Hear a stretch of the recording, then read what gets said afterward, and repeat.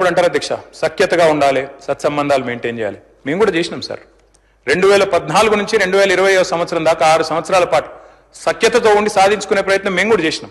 ఆనాడు మేము కూడా మిషన్ భగీరథ అని ప్రారంభోత్సవం పెట్టి బ్రహ్మాండమైన కార్యక్రమం చేసి పెద్దలు ప్రధానమంత్రి గారిని ఆహ్వానించి వారి చేతుల మీదుగానే ముఖ్యమంత్రి గారి నియోజకవర్గం గజ్వేల్లో మీటింగ్ పెట్టి బహిరంగ సభ పెట్టి మరీ ఆహ్వానించి సఖ్యతతో సత్సంబంధాలు మెయింటైన్ చేస్తూనే 6 సంవత్సరాల పాటు పిలిచి ఆహ్వానించాం అధ్యక్ష. కానీ ఏమైంది అధ్యక్ష? ఏం జరిగింది, ఏం ఒరిగింది? తెలంగాణ కేంద్రం నుంచి దేశానికే దారి చూపెట్టి ఎన్నో పథకాలు ప్రవేశపెట్టినా కేంద్రం మాత్రం చిల్లి గవ్వ కూడా మనకు విధిల్చలేదు.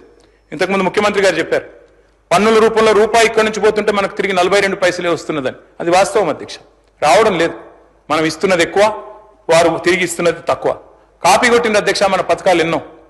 ఒక ప్రోగ్రెసివ్ స్టేట్ గా తెలంగాణ పెట్టిన పథకాలు, రైతు బంధు అనే పథకం దేశంలో ఎక్కడ పెట్టలేదు అధ్యక్ష ఎవరు 75 ఏళ్లలో.